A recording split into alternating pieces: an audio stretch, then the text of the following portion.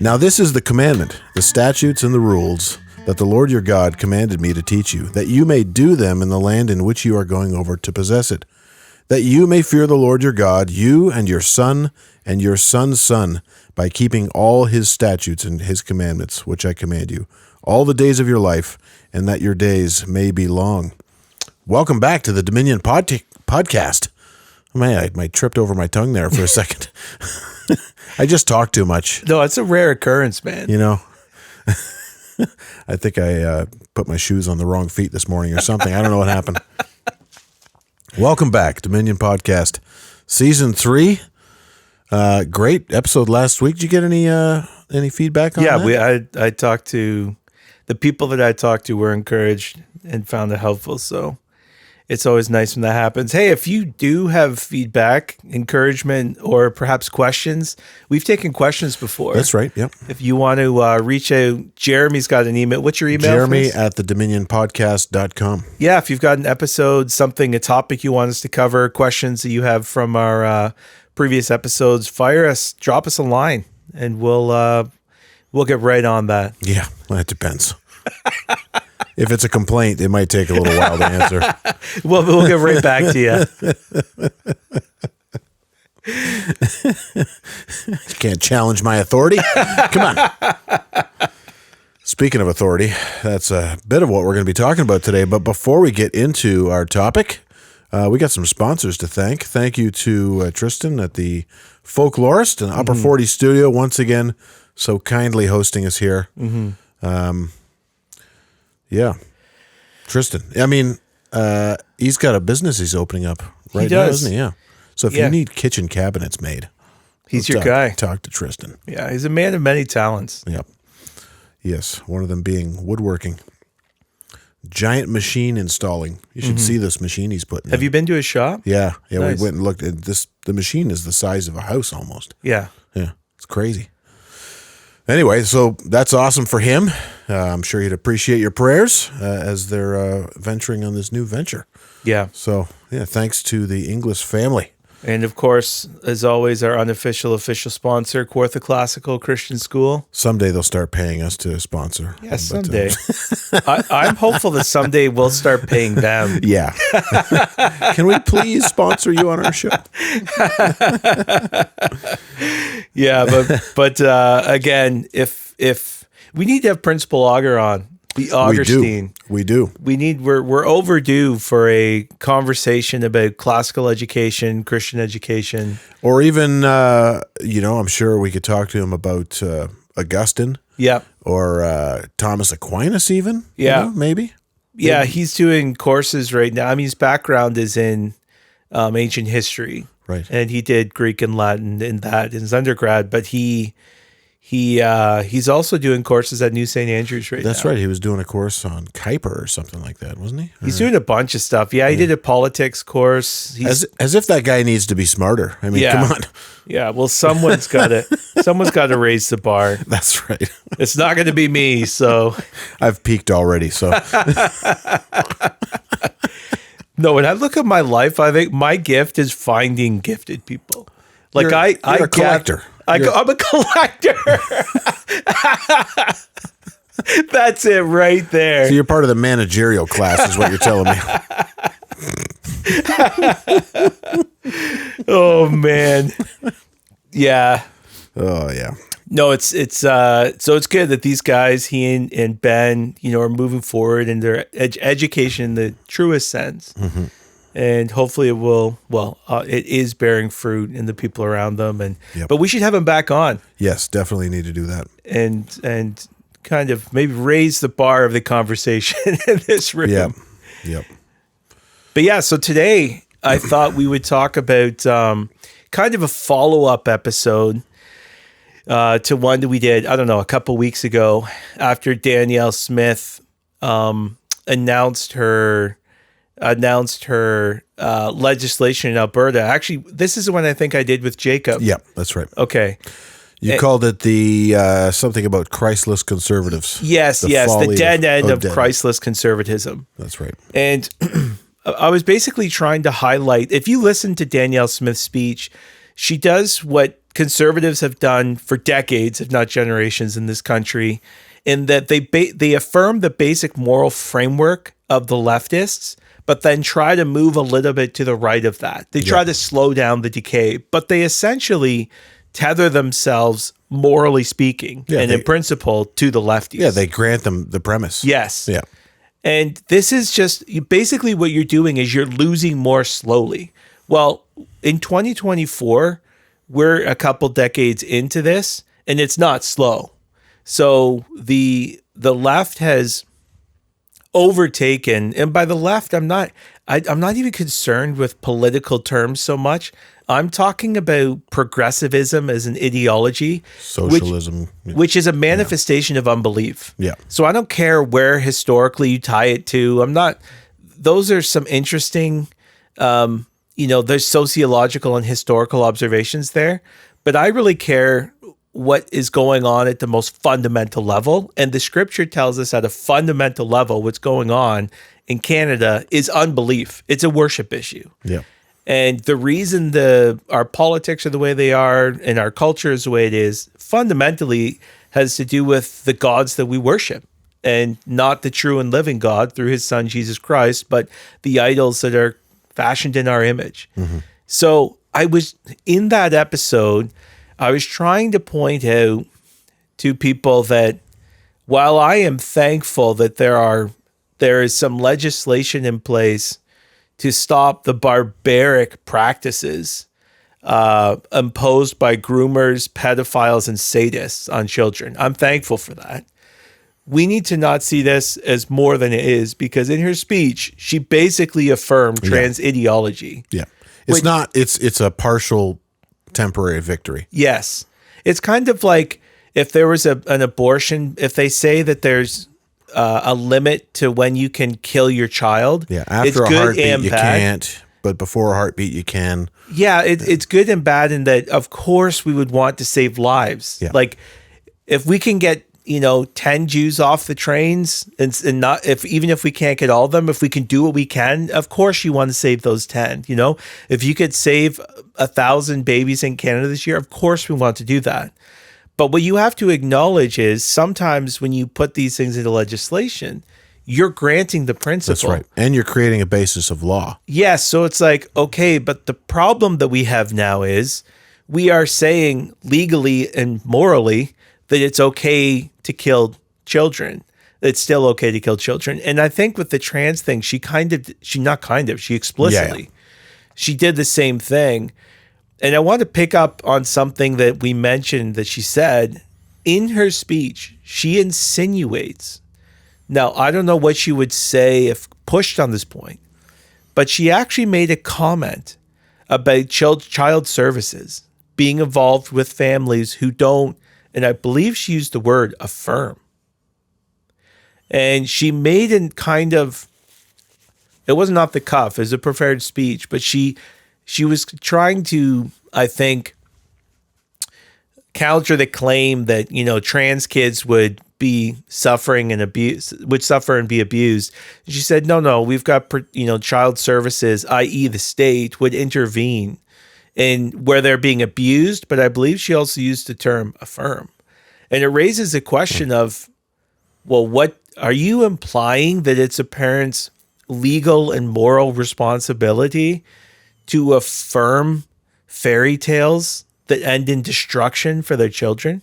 And she didn't elaborate on it. Mm-hmm. So I made it an observation.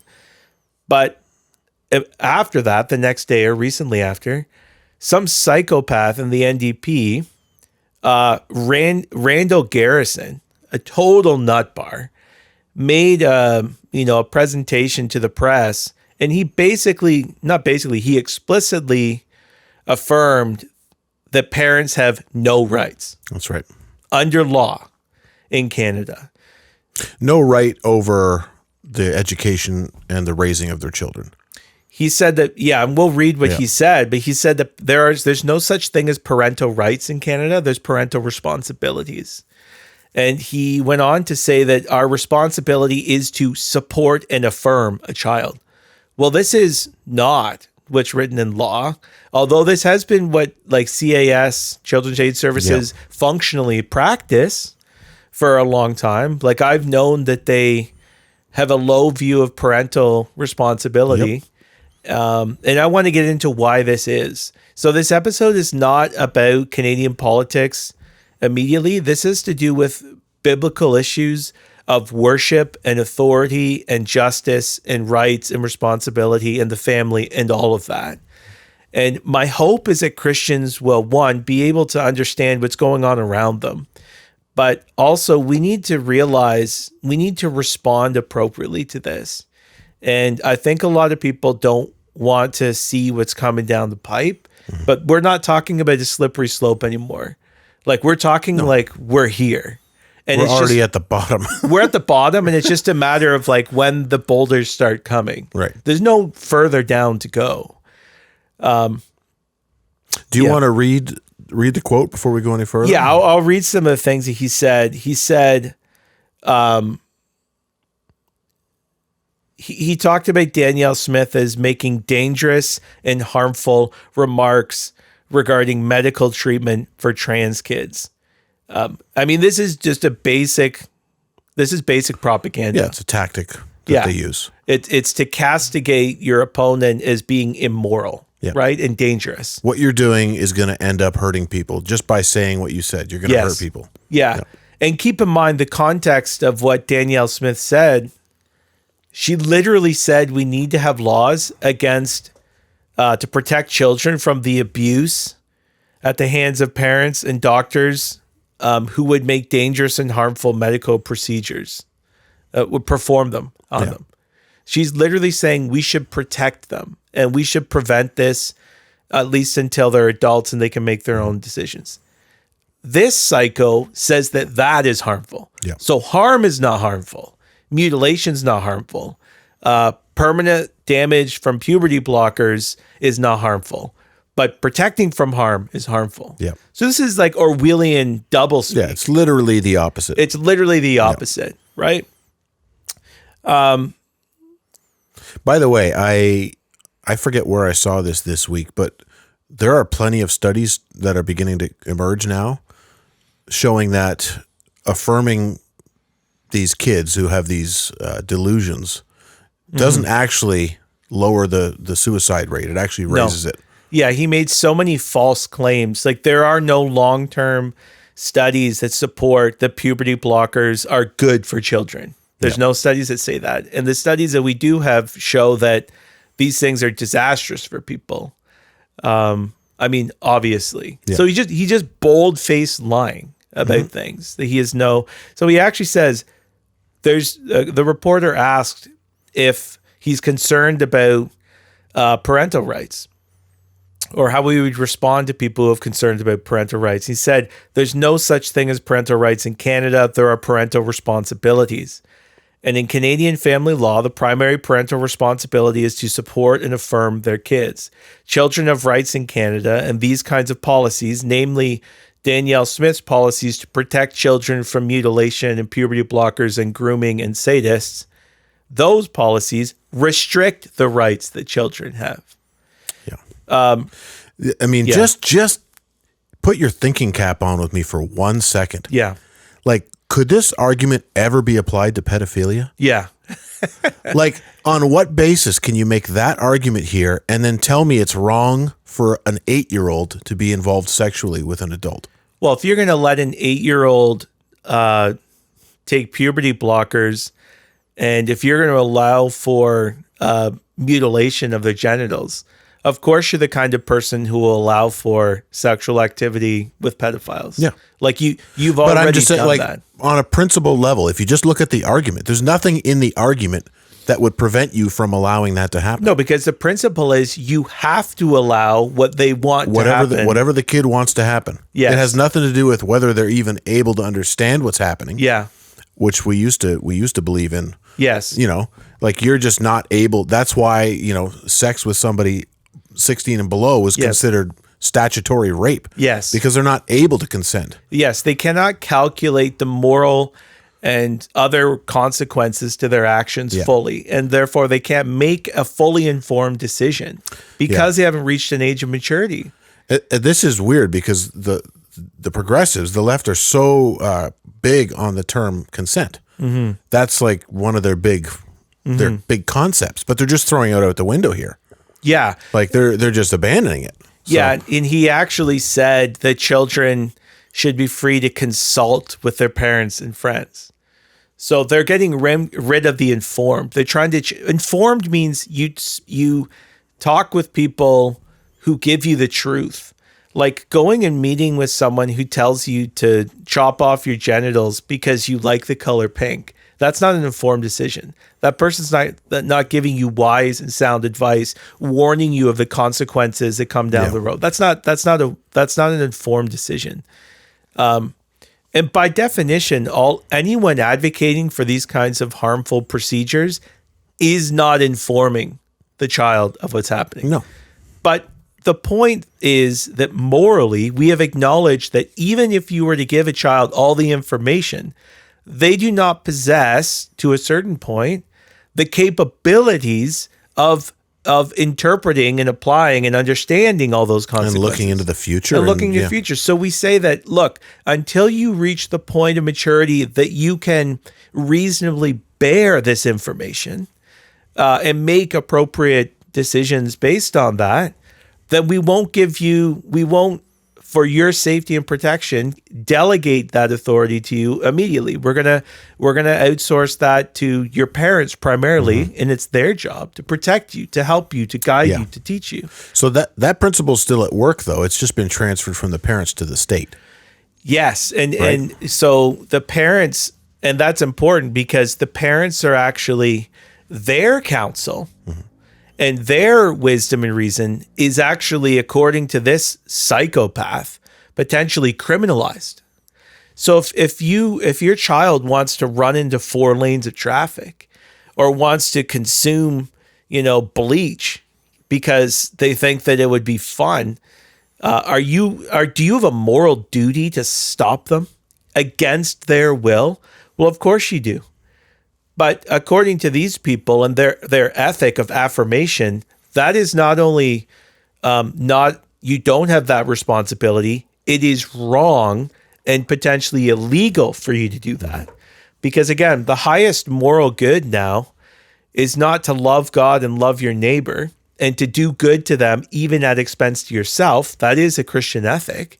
It is to affirm, even if it costs them their desires and passions. This is the literal antithesis to love, to truth, to justice, to goodness, all of these things.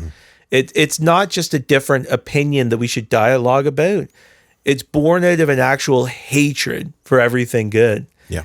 And this is kind of where I wanted to spend the time, not just talking about this quote, but I want people to understand that the culture war, and I hope that you're seeing it, is a religious war. Like, there is only one war happening ultimately, and that is a religious war. That is the forces of evil against ultimately God. And this is an ancient war that has been raging. Yeah, I mean, the devil's not going to waste his time on stuff that doesn't matter. No. Right? He attacks very important things and things that matter. Yes. And the question for us is, who are we going to worship? So if you're like, I don't like politics, I don't like the culture war, I don't like whatever, it's like, one, it's a religious war. And it's happening. It's happening. Yeah, exactly. And what this guy is saying is that you can't actually just hunker down in your home because your home belongs to them. Yeah. And your children belong to them. You're just raising them for the state temporarily. Yes. And you have currently maybe some permission over parts of their life in your home, but that is only delegated by them. Not granted you by God. It's not inherent. I've heard experiences from a couple that's been trying to adopt, and you get the vibe that CAS or whoever's administering this, they don't want to let go of the authority over this child, even though there's no reason for them to maintain any authority. It's like they always want to have an out, especially knowing the religious nature of the family. Like, it's like they don't want to give the parents this child, Yeah. even though they know that the child's way better off in this household. It's the weirdest thing.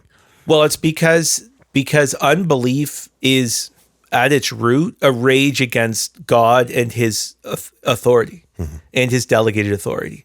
And one of the ways this works out practically, and progressivism and progressive ideology has enshrined this in their thinking and in their laws. Godly authority is dangerous and ungodly authority is safe. So the way that, often children's aid society, state-run family protective services, even legal situations, and now we're seeing with the highest forms of government, the way they view God-ordained authority, individual rights and freedoms, parental rights and responsibilities, they genuinely view that as a threat. Mm-hmm. And they think it is their job to keep us safe, to keep the world safe from parents and responsible individuals. They feel that way. That's why they attack things like gun rights, gun laws. They don't trust you to have responsibility for self-defense, for, hunting. They don't trust you with that. They're the only ones that can be trusted. So, and we've just grown up in this environment. And most Canadians have surrendered that principle that the state is the only authority that can be trusted. Or if there's an authority that can't be trusted, we need to defer to the state. But according to Scripture, the state is one of several God-ordained authorities, and it is just as fallen as the rest. And not only is the state just as fallen, that the state actually has unique proclivities towards authoritarianism. Mm-hmm. And history just bears this out. The greatest risk to authoritarianism is at the highest levels of human power. Like this is just a fact. So that's what's going on when they attack parents is they genuinely feel that parents are dangerous. And the reason this NDP guy thinks this and the government thinks this it's way bigger than Canadian politics, is because this is the nature of unbelief. It is since Adam and Eve, it is a refusal to submit to the authority of God, and it is an attack against God-ordained authority. Yeah. And what authority is God ordained? He's ordained individual authority and responsibility. He's ordained parental authority and responsibility. He's ordained husband and father parental authority, headship within the home, the local church, elders, employers, there's various spheres, and the state of authority. And the world is meant to function where those are upheld. Mm-hmm. But the authority is always tethered to the responsibility. Yeah. So you don't get to make up what your responsibility is. And that's another problem that we see in this whole thing is who gets to say what is a right or a responsibility or who has authority? Yeah. Who gets to determine that? And when you reject God and you adopt a secular materialist perspective, it's simply a matter of who has the most power. Yeah. Rights are granted by whoever has power, mm-hmm. and they are taken by whoever has power. So, the first question is for this guy is says who? Yeah. What do you mean parents don't have rights? Says who? Are you the one who grants rights? Did someone vote for you so that you could tell us our rights? And in the Canadian Charter, it begins with stating the supremacy of God and the rule of law. And that's because the only objective basis for human rights is a transcendent God who has endowed his image bearers with inherent dignity. That's it. Yeah. Yeah. And the passage I read off the top leads with, right, this is the beginning of the Shema, Hear, O Israel. It's a declaration of God's law, right? And so God gives the law, and there's an expectation that's going to be passed from father to son, from father to son, from father to son. You don't get to break that chain and step in with a new law and say, no, now you have to teach your kids this. Yeah. What you teach the children is based on God's prerogative. Yes. And the flip side to this is not only is the state, so what the state is functionally doing and why this is a religious war is they are assuming the authority of God. Yeah. They are saying that we have the right to determine what your rights and your responsibilities and what the limits to your authority are. And we want to say That is the definition of authoritarianism and tyranny, like by definition. Not just because I don't like the NDP or something. That is what you're doing. When you say that we get to make up the law, the moral law, you have positioned yourself in the seat of the Almighty. And that's a dangerous place for you, but a dangerous place for everyone else. The other thing I want to point out here is that the war on the family is not just a war on traditional values. Yeah. That this is part of a cosmic conflict that has taken place in the beginning, because God said, let us make man in our image. And he made man and woman in his image and likeness, and he blessed them. He said, be fruitful and multiply and take dominion. Our purpose as human beings involves the family. Literally, our ongoing life requires the family. Yeah. And what the devil has tried to do since the beginning is to destroy life. I mean, Jesus came to give life, and the enemy comes to steal, kill, and destroy. Yeah. Well, what's one of the best ways to steal, kill, and destroy? Destroy the most fundamental unit of life, which is the family. Mm. And so this assault on God's authority it's no coincidence that it comes with an assault on the family. Yeah. Because the family, one, has been delegated authority by God.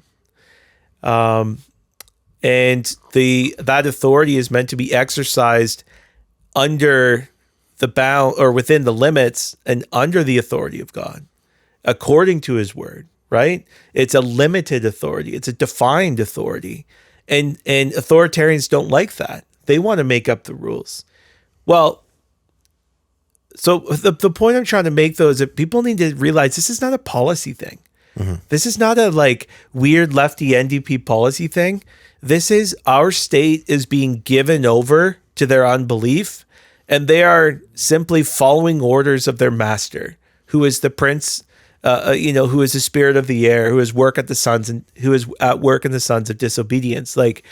These people are blinded by Satan, and they do his bidding, and they're not conscious of this necessarily, but that's the place that we're at. Yeah. And it's a part of a longer war. And I think maybe practically for families, the reason I bring this up is not just to spook you. It's just like during COVID, when they closed the worship of the church and they said the church has no authority and the church has no responsibility. When they say that for your family, what are you going to do? When that guy stands up and says, without recourse, at the highest levels of power in our country, that you have no inherent rights as a parent, and that your responsibilities are defined by the state, who has positioned themselves in the place of God, not by scripture in Deuteronomy 6 and Ephesians 6, that teaches you to raise your children in the discipline and instruction of the Lord in obedience to him and his word. That's not your responsibility. And you actually don't have that responsibility, nor do you have that authority, and it's actually illegal to do so. That's what that guy's implying. Because you can't, consistent with scripture, allow your child to be mutilated because of their whims. Well, what are you going to do? What are you prepared to do? When you get a knock on your door from CAS saying that we'd like to launch an investigation because we heard that, you're opposed to trans ideology and you don't want that you wouldn't let your child receive harmful medical treatments, and that's not a safe environment for them to be in. What are you going to do about that? Mm-hmm. And I think we need to realize this doesn't end apart from revival. It's remember every time during COVID that people are just they'll just go this far. Yeah. It's just a no, it's not going to stop until it's either a smoking rubble or there's been mass repentance. Yeah. And we pray for the latter, obviously, but only time will tell. Yeah. It just strikes me. I mean, when we hear this guy talk like this, we think, obviously, the state is attempting to take authority that doesn't belong to it, and maybe people on the red pill right or whatever, these Christless conservatives we've talked about, will say, no, it's I'm the one who gets to decide. It's my responsibility. But that's the wrong answer, right? Because it's God's authority, like you said. Yeah. Ephesians 6, Deuteronomy 6. We are stewards, Mm-hmm. right? If you're a parent, you do have a right and a responsibility, but essentially your authority is delegated and you're a steward to raise that child as God would have you raise the child. And so what the state is just doing is just stepping into that role, one for one. And so we don't want to go the other way and say, no, there's no authority from above. Yes. But it strikes me that maybe we're in this place because 3 generations ago, Christians abandoned their kids to Caesar in the public school system. Well, right? what principle what's are you? the difference? Yeah, what principle are you operating on? If it's the state or me that's ultimate authority, it's the same principle. Yeah, it's both idolatry. Like you that means that a human being can determine what is right and wrong, can determine what their responsibility is in their home, and if there even is one. And if you do that, then there's no logical or rational difference between the state doing that. Yeah. It's just a different person. And like the good thing that could come out of this is that we could look at the gods that we have worshipped and seen them for frauds. It's like, look what happened when we stopped worshiping the living God through his son, Jesus Christ. Look what they did to our kids. They indoctrinated our children. They convinced our children to mutilate themselves or kill themselves. That's literally what the state did to our children. Mm-hmm. That's where this is going, to abandon natural relations with one another, to forsake marriage, to forsake being fruitful, to literally, like through hormones and mutilation, prevent that from happening. Look what our gods did with our kid. Like, but this is where the enemy always goes. It's a lie. He goes towards death. Look what Christian families did for the world. Right? They would paint us as radical, extremists, harmful, unsafe people that children need to be protected from, but it is an absolute lie. And so one of the practical things we need to do is stop being shamed. Yeah. I mean, Jordan Peterson wrote actually a really good article in the National Post. I disagree with his optimism about the conservatives, but he has an incisive portion of that on the nature of progressive people. And he talks about how progressives weaponize shame. Yep. And conservative people are typically more conscientious and prone to guilt. So what they end up doing is they bow to this and they apologize and all of this. And they allow themselves to be manipulated. Exactly. Yeah. And they surrender the moral high ground. They say, oh, whoa. Well, that's what happened in COVID. It's like, oh, you just want Grammy to die. No, yeah. I don't want Grammy to die. Yeah, don't you love your neighbor? Whatever. I'll just stay at home, put the mask on. It's fine. Exactly. Right? It's like getting cowed. Yes. Right? And no, whereas you need to ask, it's like, but is this keeping people safe? Yeah. It's like, because I do want to keep people safe, but are you keeping people safe? And with the kids, we need to say to this guy, it's like, you are a raging psychopath. Like, you're the kind of evil that if you stood up and said we should enslave people of color or we should gas the Jews, that's the kind of evil you are. That's the level we're talking about. But you're allowed to just stand up in our public halls and say crazy things like that. But we need to stand up and speak the truth in love, and we need to call evil evil. Because here's the thing.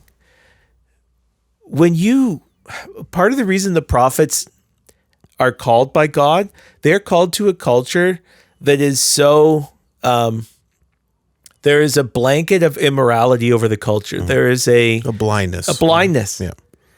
And part of the blindness is you don't respond appropriately to evil. That is why prophets come in and they say, look, the things that you think are normal and acceptable and tolerable are not. And no doubt there's people who are like, yeah, it's not ideal, like all those idols and prostitutes and stuff. But yet you don't have the appropriate response. And the prophets come in and they say with extreme language, this is how God views this thing. It's not bad. It's really bad. It's wicked. And the consequences are not small. They're enormous. And yet, if you turn, the blessings are endless. Yeah.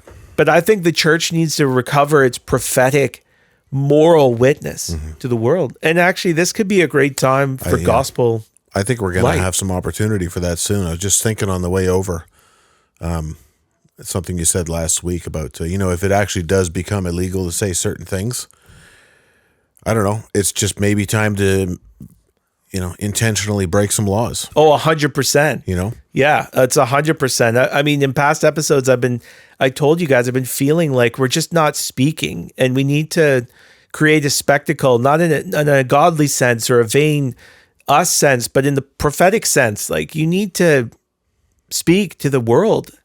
And I just thought when these speech laws came down, it's like, well, here's your chance, time to start committing some hate crimes according to the progressive people. And we have to be willing to have moral clarity on these issues. There is a religious war taking place over what God we will worship.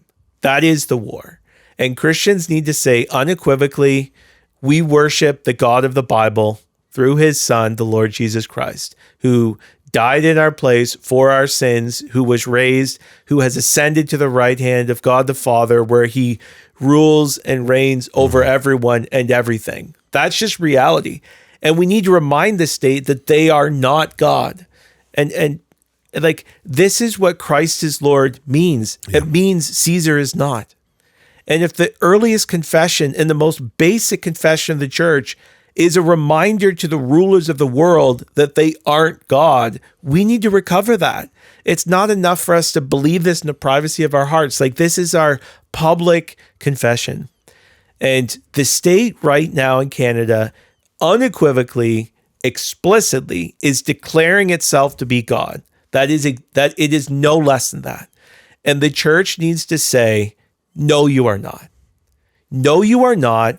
And like Daniel, we will not bow down to your idol, and we will bear the consequences for that. Not in bravado, not for our name's sake, not to be just disturbers of the peace unnecessarily, but we're not going along with your idolatry. We're not going to bow down. We don't worship your gods. And we have and no matter what you say about our responsibility as parents, you don't tell us what our responsibility is. And it doesn't matter if you are democratically elected. It doesn't matter. No. It doesn't matter if everyone in the world said that slavery is a good thing, it would still be wrong. Yeah. And if everyone in the world thinks that ethnic cleansing is a good thing, it would still be wrong. And if everyone in the world thinks that there's no such thing as parents and children belong to the state, it would still be wrong. And the reason is there is a God in heaven. There is someone above the emperor. Yeah. And he has created the world, and he determines what is right and wrong, and we defer to him in his word. So, and there were times in world history and in our own culture where saying some of those things would have sparked the same rage that saying what we're saying now would spark. So going into the public and saying it's not okay to mutilate little Johnny because he feels like Jenny. Yeah. Right? And he's been groomed to feel that way. Yeah. Like the kind of rage that you're gonna get from that is the same rage you would have gotten for saying, slavery is not a good thing. Yeah. Like for most of world history, slavery has been tolerated and practiced by everybody. And necessary to the economy. And all that stuff. Yeah. And speaking against it, you would have been considered like a moral pygmy. Yeah. Right? Yeah. And been made to feel shameful. Oh, it's shame on you for saying something like that. Just we need to get out of our time, like what you said about the prophets speaking to people who are blind to their own sin. It's like, step back. Like there was a time not that long ago where there was a culture that was gassing people by the millions, and nobody spoke up against it. Yeah. And we find this hard to believe, but we're doing it right now. Yeah. This is what's happening. Yeah. Literally happening right now with babies. Yeah. And it's just, we don't want to be unwinsome. You shouldn't call it murder. Yeah. Because, that's not very nice. People are going to be offended. It's like, who cares? Yeah. I don't care. Yeah. Like, you're wrong. Yeah. Like you said, like there's a God in heaven. He says what's right and wrong, and we have nothing to do with it. Yeah. So, and I think that's the point that we will see God work and move and bring revival. Like why would he do it while we're not trusting, while we're not obedient, while we're not affirming his absolute lordship? Like, you know what I mean? It's like, what are we winning people to? But standing in the face of tyrants and reminding them that they will stand before the God of the earth and they will be judged, and they can either accept his son and kiss the ring, or they can perish in the way. That is the call of the church. That's what we preach every single Sunday. And that's what we need to start saying to everyone everywhere. So this is just another one of those. It just really drove home to me this week. Like, obviously, we all know our culture's not Christian in the sense that filled with believers, but to hear someone stand up with no recourse for his words and say such a thing, I realize that our state is totally corrupt, and it's an indication of where our culture's at, that you're allowed to say such a thing with no consequences. And I'm going to think about this a little bit more. Probably Ben and Rylan and I talked today about preparing a open letter and just speaking about these issues, about the limits to earthly power and authority, and the nature of the supremacy of God as it relates to law, and defining our responsibilities. And we're going to put this up for people to affirm, but we need to put our flag in the ground. Yep. And who knows what the Lord... There might be a hill to die on coming up here, eh? Guys? Yeah. Is there any hill these guys refuse to die on? Or won't refuse to die on? Won't refuse. He never saw a hill he wouldn't die on. Old foxhole Norman. Oh, man. He would never be found dying on any hill. No, that's right. Oh, yeah. Well, I don't have anything more to say. I'm all... You just got to get ready for the gulags, man. That's right. I love goulash. Yeah. I haven't had that since I was a kid, but it's good. Have you ever read A Day in the Life of Ivan Denisovich? No. Alexander Solzhenitsyn? No. It's a little small book, and it details one day in this guy's life who's in a gulag in Siberia. Oh.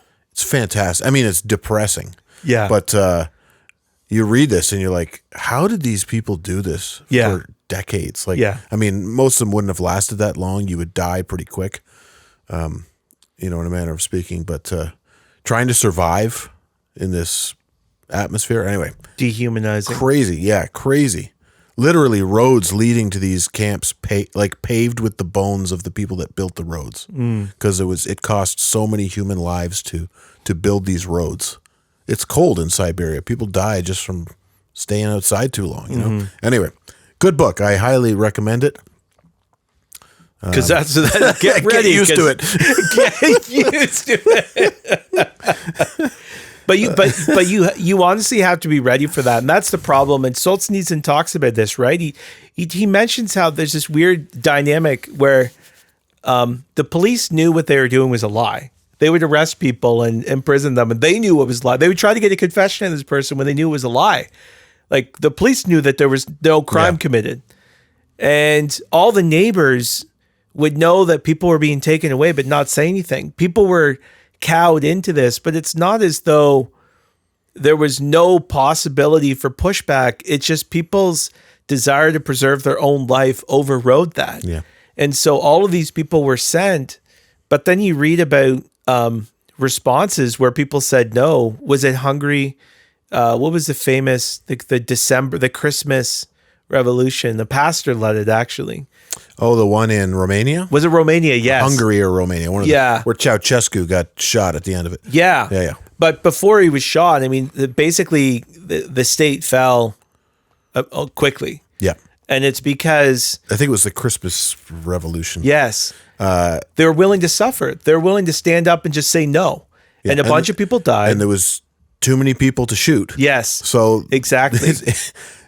What do you do when everybody says no? Yes. You can't kill them all. No.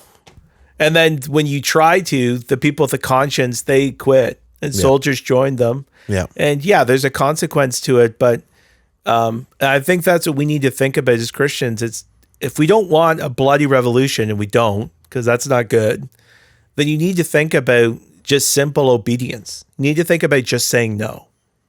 And publicly. We need to write a letter and tell them, just so you know, this is insane and tyrannical, and we will in no way comply with this. So you can read into that what you want to, but there's a flag in the ground that people can rally around, and things change quick. The problem is no one does that. Mm-hmm. And I think that's why the trucker convoy was successful, because people, and even it was still such a small group comparatively to how much support they had. Yeah. It's like, well, that actually did do something. Mm-hmm. And it ended things here and it launched things around the world. It takes people actually just refusing, as Solzhenitsyn said, to participate in the lie. And I think Canadians need to respond to this by publicly telling them, we will not participate in your lie. And not hoping it goes away, not burying our heads in the sand. And you may think I just got to focus on my kids. It's like, they're focused on your kids.